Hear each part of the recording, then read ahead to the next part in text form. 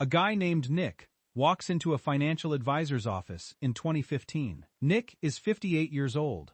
He's got a 401k statement in his hand, and he's feeling pretty good about himself. He sits down, slides the statement across the desk, and says, "I've got $280,000 saved.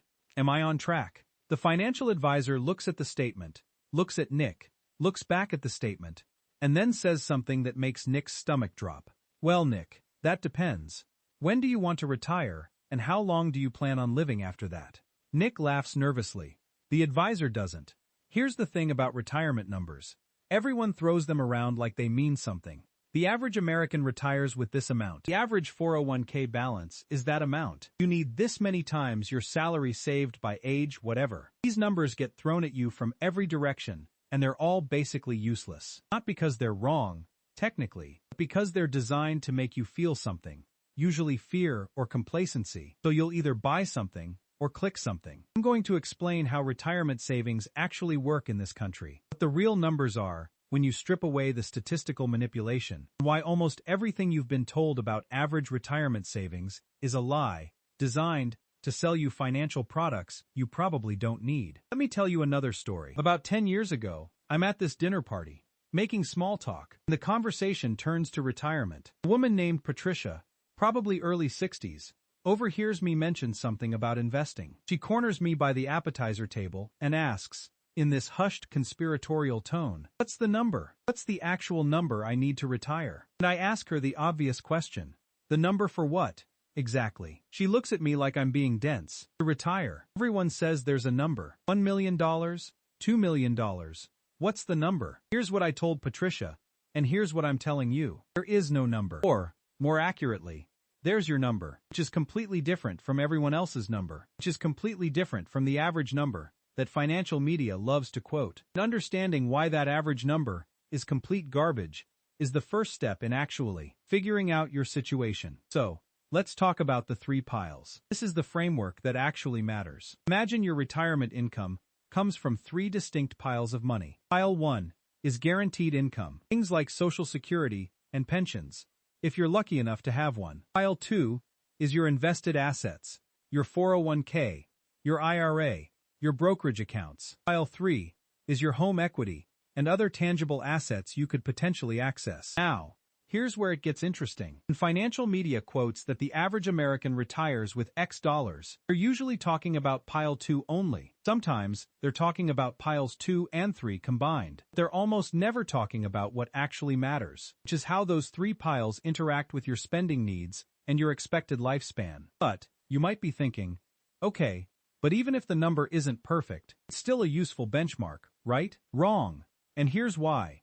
Let's go back to Patricia's question. She wanted to know the number, so let me give you some numbers, and then I'll explain why each one of them is misleading in its own special way. According to the Federal Reserve Survey of Consumer Finances, the median retirement account balance for households headed by someone aged 55 to 64 is approximately $134,000. That's the median, meaning half of households have more, half have less. Sounds not terrible, right? Now you're asking yourself, wait, what about the average? The mean? That number is much higher, around $400,000 for the same age group. Why the massive difference? Because when you include the top 1% of households, the ones with $5 million, $10 million, $20 million in retirement accounts, they drag the average way up. Let me give you an analogy. Imagine 10 people are sitting in a room. 9 of them have $0 in their pockets. 1 of them has $1,000. The average person in that room has $100. The median person has $0. Which number actually describes the typical experience? Median. Every single time. Now, here's where it gets really interesting. At $134,000 median for people approaching retirement, that's for households that actually have retirement accounts. About 35% of households in that age group have 0 retirement savings. Zilch. Nothing. If you include them in the calculation, the median drops to around $86,000. Wait, there's more. That number represents retirement account balances only. It doesn't include taxable brokerage accounts, which some people use for retirement savings. It doesn't include cash savings. It definitely doesn't include the fact that a lot of people in their late 50s still have years of saving ahead of them before they actually retire. Now, you might be thinking, Okay, but $86,000, that's still something. Combined with Social Security, maybe it's enough. And this is where we need to have an uncomfortable conversation about what enough actually means. Let me tell you about a guy named Marcus. Marcus retired 3 years ago at 67. He had about $150,000 in his 401k plus Social Security benefits of about $22,000 a year. He owned his home outright, worth around $280,000 in a mid-sized city in Ohio. On paper, Marcus looked fine. Not rich, but fine. What Marcus didn't account for was sequence of returns risk. That's a fancy way of saying the market doesn't care about your retirement timeline. Marcus retired in early 2022. By the end of that year, the S&P 500 was down about 19%. His $150,000 became about $122,000. Because he needed to withdraw money to live on, he was selling assets at depressed prices, locking in losses. Then inflation hit. His grocery bill went up. His insurance went up. His property taxes went up. That $22,000 from Social Security didn't stretch as far. By year 3 of retirement, Marcus was taking bigger withdrawals than he'd planned. His portfolio was shrinking faster than his projections said it should. Now, this isn't a tragedy story. Marcus is fine. He made some adjustments,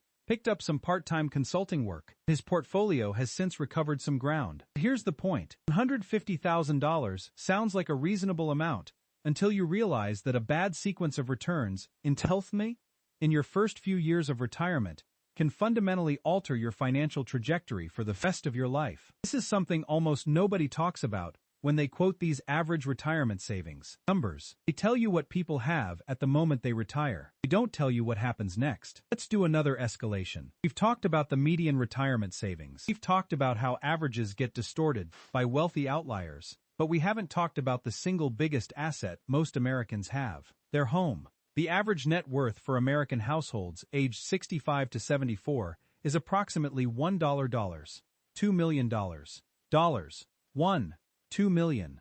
That sounds fantastic. Crisis solved. Everyone's a millionaire. Except here's the problem. About 2/3 of that net worth is home equity. And home equity is what I call a use-it-or-lose-it asset. You can't eat your house. You can't pay for prescriptions with your equity. You can't write a check to your utility company from your home's value. Now, there are ways to access home equity. You can sell and downsize. You can take out a reverse mortgage, which has its own set of problems. You can get a home equity line of credit. But all of these come with costs, complications, and constraints that cash doesn't have. I know a woman named Diane. She's 72, lives in Southern California, and her home is worth about $900,000. She bought it in 1987 for $180,000. On paper, she's sitting on $720,000 of equity. In reality, she's house poor. Her property taxes are $4,000 a year. Her insurance is another $2,000. Maintenance, repairs, and utilities add thousands more. She has about $12,000 in liquid savings and gets about $18,000 a year from Social Security. Diane is a paper millionaire who stresses about buying groceries. Now, to be fair, Diane has options. She could sell her house, move somewhere cheaper, and unlock all that equity. But here's what the raw numbers don't capture. Diane doesn't want to move. Her friends are here. Her doctor is here. Her routine is here. The emotional and social costs of relocating in your 70s aren't reflected in any retirement calculator. This is why net worth numbers are so misleading. They count everything you own, but they don't distinguish between assets you can actually spend and assets that are essentially locked up until you make a major life change. Wait, it gets worse. Let's talk about debt. The standard narrative around retirement debt goes like this. You spend your working years paying off your mortgage and eliminating debt. Then you enter retirement debt-free. That was the model for our parents' generation. It is not the model for ours. According to the Federal Reserve, the average debt for households headed by someone aged 65 to 74 is approximately $110,000. That includes mortgages, credit cards, auto loans, and increasingly student loans. Yes, student loans. People are retiring with student loan debt. Sometimes it's their own from going back to school mid-career. Sometimes it's Parent Plus loans they took out for their kids. Sometimes they co-signed and are now on the hook. Here's a quick comedic cutaway for you. Imagine explaining to your grandchildren that you're still paying off the degree you got in 1987. Back in my day, we went into debt for education, and we liked it. We also walked uphill both ways to the financial aid office. Now, Let's do some actual math. Let's say you're with UEGDIM. You're approaching retirement with a median retirement account balance of $134,000. You also have about $90,000 in debt, between a small mortgage balance, a car loan, and some credit cards. Your net retirement savings, the money you can actually deploy, is $44,000. Wait, there's more. That $134,000 is in a traditional 401k or IRA, which means you haven't paid taxes on it yet. When you withdraw that money in retirement, you'll pay ordinary income tax on it. If your effective tax rate is, say, 15%, your after-tax spending power from that account is even lower. This is the number nobody quotes. The after-tax, after-debt, actually spendable amount the typical American retiree is working with. And that number, based on my calculations using Federal Reserve data, is closer to $30,000 for the median household approaching retirement. $30,000. That's what half of American retirees actually have in liquid, spendable, after-tax assets. That's a year of living expenses. Maybe two if you're extremely frugal. After that, it's Social Security and whatever else you can scrape together. Now, you might be thinking, but what about people who have pensions? Didn't you say there are 3 piles? Yes. Let's talk about pile 1. Guaranteed income. Here's the thing about pensions. They used to be normal. In the early 1980s, about 60% of private sector workers had a defined benefit pension. Today, that number is about 4%. If you have a pension, you are a statistical unicorn. Congratulations. The rest of us are on our own. Social Security is the closest thing most Americans have to guaranteed income. The average Social Security retirement benefit in 2026 is approximately $19,000 per year. The maximum benefit, which requires you to have earned the maximum taxable income for 35 years, is about $46,000 per year. Here's a quick story. My accountant, a guy named Steve, tells me about a client of his named Robert. Robert was a high earner his whole career. Attorney, made good money, maxed out his Social Security contributions for decades. Robert retires, expects that maximum benefit, and then gets a rude awakening because Robert got divorced in his 50s, and his ex-wife was entitled to a portion of his benefit. Based on a formula Steve described using words I can't repeat in a family-friendly video. The point is, even Social Security, the one thing most people count on, has complications, and clawbacks, and rules that can reduce your benefit in ways you didn't to. Plath. Now, let me give you a more complete case study. Let's construct a hypothetical retiree named James.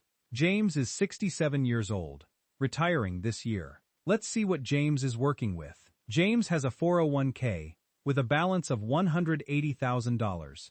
He also has a small IRA with $40,000. His total retirement account balance is $220,000, above the median, but not dramatically so. James also owns a home worth $350,000, with a remaining mortgage balance of $60,000. He has a car worth $15,000 owned outright. His other assets, checking, savings, and a small brokerage account, total about $25,000. On the debt side, he has that $60,000 mortgage, plus $12,000 remaining on a home equity line of credit he used for some repairs, plus about $4,000 in credit card debt. Let's do the math. Total assets, $350,000 in home equity, $220,000 in retirement accounts, $15,000 for the car, $25,000 in other liquid assets. That's $610,000 in total assets. Total debt, $76,000. Net worth, $534,000. Pretty good, right? Above average. But now let's calculate what James can actually spend. Retirement accounts of $220,000, after a 15% effective tax rate, become about $187,000 in spendable dollars.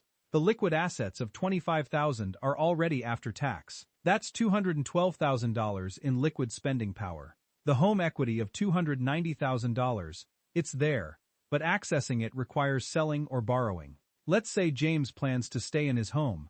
That equity is essentially locked. So James enters retirement with $212,000 in spendable assets, a paid-off home after he finishes the mortgage payments and Social Security. If James's Social Security benefit is around $22,000 per year, and he needs about $45,000 per year to maintain his lifestyle, he's got a gap of $23,000 to fill from his savings. At that withdrawal rate, his $212,000 lasts about 9 years. Maybe longer if his investments perform well. Maybe shorter if we hit a recession early in his retirement. Now, James might be fine. He might live to 80 and pass away with money still in the bank. Or he might live to 95 and run out of money at 82. This is the fundamental uncertainty of retirement planning that no average number can capture. This is where it gets really interesting. Everything I've told you so far is about what people have. What matters more is what people need. And the gap between those two numbers is where the real story lives. Financial advisors love to tell you that you need 80% of your pre-retirement income to maintain your lifestyle in retirement. That number comes from something called the replacement ratio. It's been conventional wisdom for decades. The logic is that you'll have lower expenses in retirement, no more commuting costs, no more payroll taxes, no more retirement contributions. Maybe your mortgage is paid off. But here's the problem. That 80% number is an average. And like all averages, it obscures more than it reveals. A study by the Congressional Budget Office found that replacement ratios vary dramatically based on income level. Lower income households might need close to 100% of their pre-retirement income because more of it goes to essentials. Higher income households might be fine with 50% because they were spending a lot on discretionary items they can cut back on. Now, you're asking yourself, okay, so what's the real number? And the answer is, it depends on where you live, on your health, on whether you have a spouse, on whether your kids need help, on whether your house is paid off, 1,000 variables that no calculator can fully capture. But here's the thing I really want you to understand. The entire conversation about average retirement savings is a distraction. It's designed to make you feel something, usually inadequate, so you'll consume more financial content, buy more financial products, and generally stay anxious about money. The question isn't how does my savings compare to the average? The question is, what do I need, and how do I get there? Now, you might be thinking, okay, but surely there are some benchmarks that are actually useful. And the answer is, yes, but they look very different from the ones you've probably seen. Here's a framework I like. Instead, about a total number, think about income multiples. By age 40, you should have about 2 times your annual salary saved for retirement. By age 50, 4 times. By age 60, 6 times. By retirement at 67, 8 times. Notice I said saved for retirement.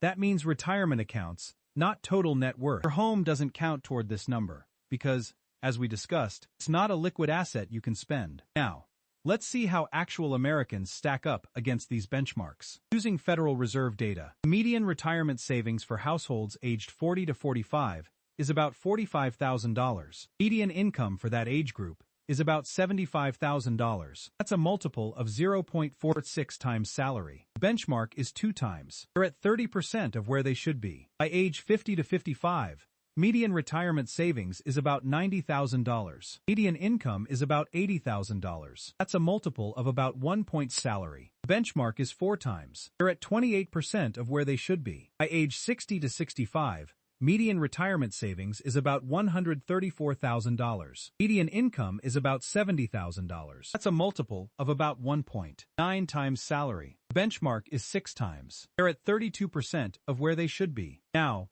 I know what you're feeling right now, that sinking sensation in your stomach, that voice in your head saying, well, if everyone is behind, then maybe being behind is normal. Maybe it's fine.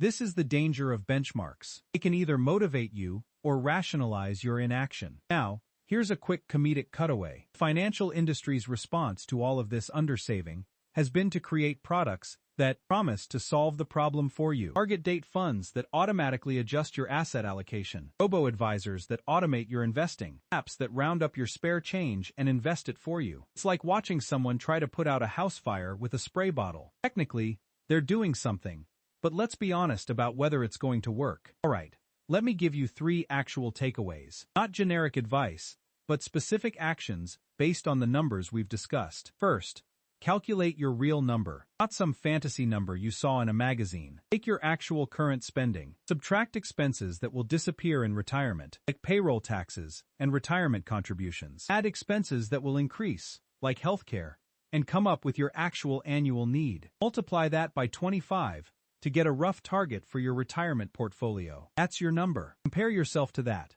not to some average, that has nothing to do with your life. Second, prioritize pile 2 over pile 3. I see too many people pouring money into their homes, thinking they're building retirement wealth. Your home is a place to live, not a retirement plan. Yes, build equity, but don't do it at the expense of your liquid retirement accounts. The tax advantages of 401(k)s and IRAs are too good to pass up, especially if your employer offers a match. Third, and this is the one nobody wants to hear, plan to work longer. I know you want to retire at 55, but here's the brutal math.